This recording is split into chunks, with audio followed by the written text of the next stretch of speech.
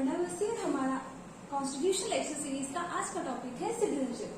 Citizenship constitution के part second में दी हुई है और पार्ट सेकंड में कौन कौन से आर्टिकल्स हैं? तो आर्टिकल 5 से लेकर 11 तक की जो प्रोविजंस है वो किससे डील करते हैं? सिटीजनशिप यानी कि नागरिकता। अब नागरिकता में आपके कौन कौन से आर्टिकल्स है 5 से लेकर 11 तक? तो हम ब्रीफ में ये सारे आर्टिकल्स डिस्कस करेंगे क्योंकि इसका जो मेन रोल होता है वो प्री में होता है, मेंस में इसका ऐसा उतना रोल नहीं होता है, तो इसलिए हम इसे सिर्फ ब्रीफ में डिस्कस करेंगे। ठीक है, अब आते हैं आर्टिकल 5। तो article 5 on the basis of domicile. तो डोमिसाइल यानी कि निवास स्थान के आधार पर जो नागरिकता दी जाएगी वो किस तरह से होगी? तो उसमें 3 प्रोविजंस है इसके अंदर। जो आर्टिकल 5 है उसके अंदर पहला क्या है, पहली कंडीशन क्या है? Either he was born in India. तो यदि उस व्यक्ति का जन्म इंडिया में हुआ है, मतलब भारत में हुआ है, तो उसको डोमिसाइल के आधार पर इंडिया का सिटीजन माना जाएगा। ठीक है, दूसरा क्या है कि either of his parent was born in India, मतलब यानी कि उसके माता या पिता में से कोई भी एक जिनका अगर उनका जन्म इंडिया में हुआ है तो भी उस व्यक्ति को क्या माना जाएगा? भारत का सिटीजन माना जाएगा। तीसरी कंडीशन क्या है कि ordinary resident for not less than 5 years। तो मतलब क्या है कि या तो ये दोनों कंडीशंस में से कोई एक हो या फिर वो व्यक्ति इंडिया में 5 साल से अधिक समय के लिए रह रहा हो, है ना। मतलब नॉट लेस देन 5 years मतलब या तो 5 साल रहा हो या फिर 5 साल से अधिक समय के लिए रह रहा हो कंटिन्यूअसली, ऑर्डिनरी रेजिडेंट। ठीक है, ये नहीं कि आप 10 साल पहले या 5 साल के लिए इंडिया में रह लिए तो अब आपको इंडिया का सिटीजन माना जाएगा, नहीं। आप जिस टाइम भी क्लेम करें अपनी सिटीजनशिप उसके 5 साल, उससे आप 5 साल काउंट करेंगे और उस पूरे टाइम पे आप क्या होने चाहिए? इंडिया के सिटीजन होने चाहिए। ठीक है, अब आते हैं दूसरा आर्टिकल 6 किसकी बात करता है? Migrants to India from Pakistan. जब देश का पार्टीशन हुआ था, जब 1947 में, तब क्या हुआ था कि कुछ लोग इंडिया से पाकिस्तान चले गए और कुछ लोग पाकिस्तान से इंडिया आ गए, तो उनको क्या कहा गया? माइग्रेंट्स। तो जो माइग्रेंट्स इंडिया आए थे पाकिस्तान से, उनके लिए क्या क्या कंडीशंस होंगी, उनको कैसे सिटीजनशिप दी जाएगी? तो इसमें आते हैं ये प्रोविजंस। तो पहला क्या है? ही और ईदर पेरेंट और their grand parent was born in India as defined under Government of India Act. तो या तो वो व्यक्ति या फिर उसके पेरेंट्स में से कोई एक, मतलब माता पिता में से कोई एक, या फिर उसके ग्रैंड पेरेंट्स में से कोई एक, मतलब या फिर बाबा या दादी में से कोई भी एक व्यक्ति अगर इंडिया में उनका बर्थ हुआ है, जैसे कि government of India act of 1935 के द्वारा जो भी डिफाइन किया गया हो, उसके बेसिस पे अगर उन लोगों को इंडिया में उनकी इंडिया में बर्थ लिया हुआ माना गया तो फिर वो व्यक्ति क्या होंगे? इंडिया के सिटीजन होंगे। दूसरी पोजीशन क्या है? दूसरी पोजीशन में 2 कंडीशंस आती हैं। 2 कंडीशंस कौन कौन सी? पहली क्या है कि दोज हू केम बिफोर 19 जुलाई 1948। तो पहले कौन से व्यक्ति हो गए जो 19 जुलाई 1948 से पहले इंडिया में आ गए? वो लोग कौन कौन होंगे? उसके लिए क्या कंडीशन होगी? Must be ordinarily resident since is migration. तो अगर 19 जुलाई 1948 से पहले आए हैं तो जिस दिन से भी वो आए हैं वो कंटिन्यूअसली इंडिया में रह रहे हो एज एन ऑर्डिनरी सिटीजन, एक साधारण नागरिक की तरह इंडिया में रह रहे हो, तो उन्हें क्या माना जाएगा? आर्टिकल 6 के आधार पर उनको इंडिया का सिटीजन माना जाएगा। फिर आते हैं जो दूसरी कंडीशन है। दूसरी कंडीशन क्या कहती है? Those who came on or after 19 जुलाई 1948। तो वो व्यक्ति जो या तो 19 जुलाई 1948 को या फिर उसके बाद इंडिया में आए हैं, तो उनकी क्या कंडीशंस होनी चाहिए? उनकी सिचुएशन ये होगी कि उनको रजिस्टर्ड होना चाहिए। और रजिस्टर कैसे होंगे? जो भी ऑफिसर ऑथराइज किया गया है या अपॉइंट किया गया है गवर्नमेंट ऑफ इंडिया के द्वारा, मतलब भारत सरकार के द्वारा कोई भी जो अधिकारी अधिकृत किया गया है उस पर्टिकुलर काम के लिए कि उसको रजिस्ट्रेशन करना है लोगों का, तो उस व्यक्ति को अगर उसने रजिस्टर करवा लिया है अपने आप को किसी भी अपॉइंटेड ऑफिसर के द्वारा, तो फिर उसको इंडिया का सिटीजन माना जाएगा। लेकिन उसके लिए भी उसको एक कंडीशन पूरी करनी पड़ेगी, और वो कंडीशन क्या है? Must reside for 6 months immediately before application. तो जब रजिस्ट्रेशन की वो एप्लीकेशन देगा उससे इन कंटिन्यूएशन, मतलब उससे इमीडिएट जो 6 महीने होंगे उसमें वो इंडिया का सिटीजन होना चाहिए, मतलब इंडिया में ही उसके 6 महीने पहले से रह रहा हो कंटिन्यूअसली इन कंटिन्यूएशन। ठीक है, तो उस व्यक्ति को क्या होगा? रजिस्टर किया जा सकता है अपॉइंटेड ऑफिसर के द्वारा और उसको इंडिया का सिटीजन माना जाएगा। ये सिचुएशन किनकी है? जो लोग 19 जुलाई 1948 19 जुलाई 1948 के को मतलब उस दिन या उसके बाद में इंडिया में आए हैं। और जो लोग 19 जुलाई से पहले आ गए थे 1948 के, तो वो अगर ऑर्डिनरीली इंडिया में ही रह रहे हैं, जब से माइग्रेट किया उन्होंने, तो उन्हें इंडिया का सिटीजन माना जाएगा। अब आते हैं आर्टिकल 8 पर। तो आर्टिकल 8 क्या बात करता है, हम लोग आर्टिकल 7 बाद में डील करेंगे, पहले article 8। Persons of Indian origin residing outside India और बाय रजिस्ट्रेशन। तो जो आर्टिकल 8 में जो बात कही गई है वो किन लोगों की बात की गई है, मतलब जो इंडियन ओरिजिन के लोग हैं, भारतीय मूल के लोग हैं, उनकी बात की जा रही है जो इंडिया से बाहर रह रहे हैं, और बाय रजिस्ट्रेशन, या फिर उन्होंने रजिस्टर करवा लिया है। कैसे रजिस्टर करवाया है, if registered by a diplomatic और consular representatives of India in that country. तो जो भी इंडिया के डिप्लोमेटिक या कॉन्सुलर रिप्रेजेंटेटिव्स है उस पर्टिकुलर कंट्री में जहां वो रह रहे हैं, वहां पर उन्होंने अपने आप को इंडियन सिटीजन के तौर पर रजिस्टर करवा लिया है, पंजीकृत करवा लिया है, तो उन्हें क्या माना जाएगा, इंडियन सिटीजन अंडर आर्टिकल 8। ठीक है, क्लियर।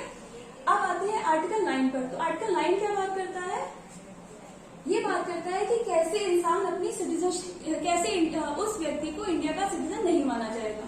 तो आर्टिकल 9 कहता है person voluntarily acquire citizenship of any foreign state. तो अगर कोई व्यक्ति वॉलंटरीली मतलब अपनी इच्छा से किसी और फॉरेन स्टेट मतलब किसी दूसरी कंट्री की अगर वो सिटीजनशिप ले लेता है, नागरिकता ले लेता है, तो ये मान लिया जाएगा कि वो इंडिया का सिटीजन नहीं है, और वो अंडर आर्टिकल 5, 6, 8 इनमें से किसी में भी सिटीजनशिप इंडिया की क्लेम नहीं कर सकता इन किसी भी प्रोविजंस में। ठीक है, तो ये क्लियर हो गया कि अगर आपने बाहर की ले ली है नागरिकता किसी और कंट्री की, तो फिर अब आप आके कहो कि नहीं हमें इंडिया की नागरिकता चाहिए, यू कांट डू दैट। ठीक है, तो क्या होना चाहिए आपको, मतलब ये कंडीशंस आपको पूरी करनी चाहिए और आपने किसी और कंट्री की सिटीजनशिप ना ली हो, तभी ये प्रोविजन अप्लाई करेंगे आपके ऊपर। ठीक है, अब आते हैं आर्टिकल 7 पर। तो अब आते हैं टर्मिनेशन ऑफ सिटीजनशिप, मतलब आर्टिकल 7।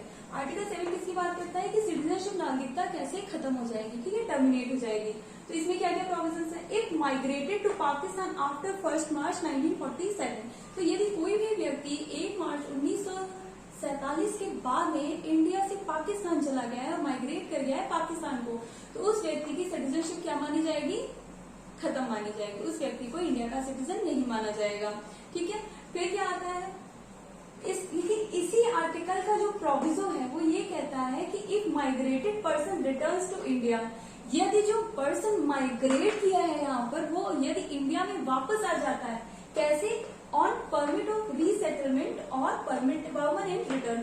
तो या तो वो परमिशन लेके आए किस चीज की, रीसेटलमेंट की, कि वापस से वो इंडिया में सेटल होना चाहता है, या फिर परमानेंट रिटर्न के लिए कि वो हमेशा के लिए इंडिया वापस आना चाहता है, तो उस व्यक्ति को क्या माना जाएगा, डीम्ड सिटीजन।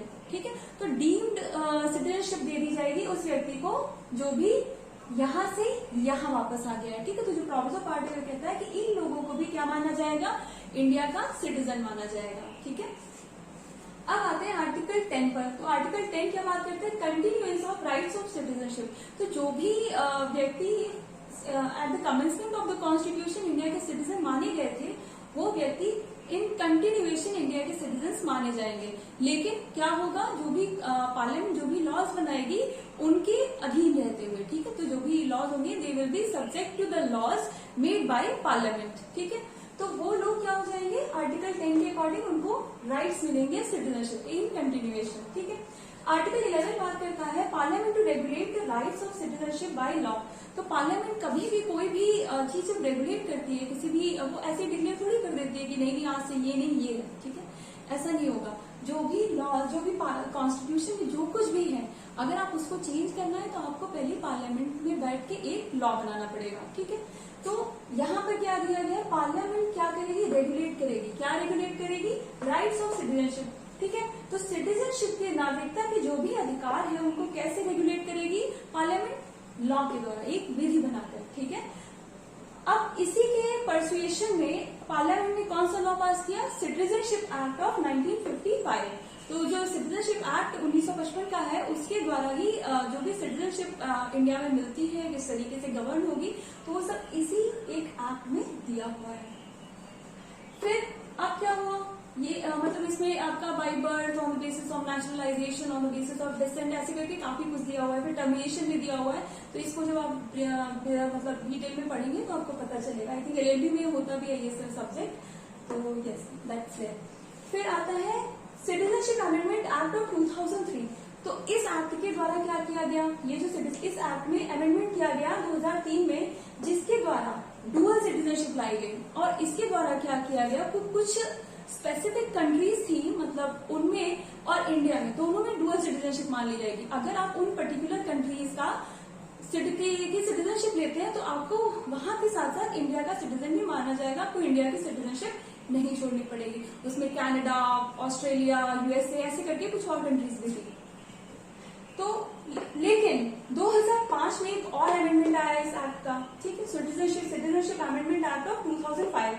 इसके द्वारा क्या किया गया, इस प्रोविजन को ओमिट कर दिया गया, मतलब खत्म कर दिया गया, ठीक है। तो अब इंडिया में क्या हुआ, इंडिया में सिंगल सिटीजनशिप है, डुअल सिटीजनशिप आप नहीं ले सकते। यदि आप किसी और कंट्री की सिटीजनशिप लेते हैं, नागरिकता लेते हैं, तो आपको इंडिया का सिटीजन नहीं माना जाएगा। अपने आप ऑटोमेटिकली आपकी इंडिया की सिटीजनशिप खत्म हो जाएगी, ठीक है, क्लियर। अब आते हैं rights and privileges to citizens. तो जो सिटीजन्स होंगे, जो नागरिक होंगे उनको कौन कौन से राइट्स और प्रिविलेजेस मिलेंगे, कौन कौन से अधिकार और विशेषाधिकार मिलेंगे। तो ये याद रखिएगा, ये प्री में क्वेश्चन पूछा जाता है कि कौन कौन से राइट्स सिर्फ सिटीजन्स को मिले हुए हैं, ठीक है। तो कौन कौन से, आर्टिकल 15, 16, 19, 29, 30, 15, 16, 19, 29 और 30। ये जो राइट्स हैं, 5 राइट्स, ये सिर्फ और सिर्फ सिटीजन्स को, मतलब नागरिकों को मिले हुए हैं, ठीक है। ये क्वेश्चन पूछ लेते हैं बहुत बार।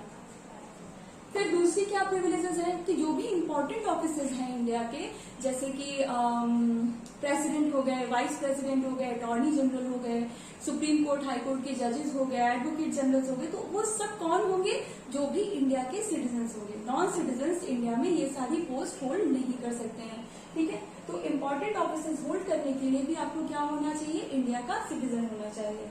तीसरा क्या आता है, वोटिंग राइट्स। तो वोट भी इंडिया में कौन कर सकता है, सिर्फ जो सिटीजन्स हैं वही इंडिया में वोट कर सकते हैं। उनके अलावा नॉन सिटीजन्स इंडिया में वोट नहीं कर सकते हैं। जो आर्टिकल 326 है, जो यूनिवर्सल एडल्ट फ्रेंचाइज की बात करता है, वो क्या कहता है, वो यही तो कहता है ना कि जो भी लोग 18 साल से ऊपर हैं और भारत के सिटीजन्स हैं, तो हाउस ऑफ द पीपल में या फिर जो आपका विधानसभा है उसके जो भी इलेक्शंस होंगे उसमें कौन लोग पार्टिसिपेट कर सकते हैं, जो भी रजिस्टर्ड है एज अ वोटर, ठीक है।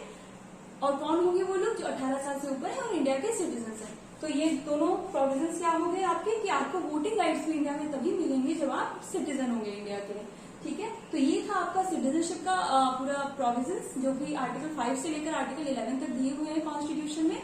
और यदि आपको इसमें से कुछ भी समझ में नहीं आया है तो आप प्लीज कमेंट सेक्शन में लिख दीजिए कि आपको कोई पर्टिकुलर चीज नहीं समझ में आई या फिर कोई भी डाउट्स है तो आप प्लीज पूछ सकते हैं वहां पर। और मैं कोशिश करूंगी कि मैं अपने अगले लेक्चर में आपके वो डाउट्स क्लियर कर सकूं, ठीक है। तब तक के लिए थैंक यू।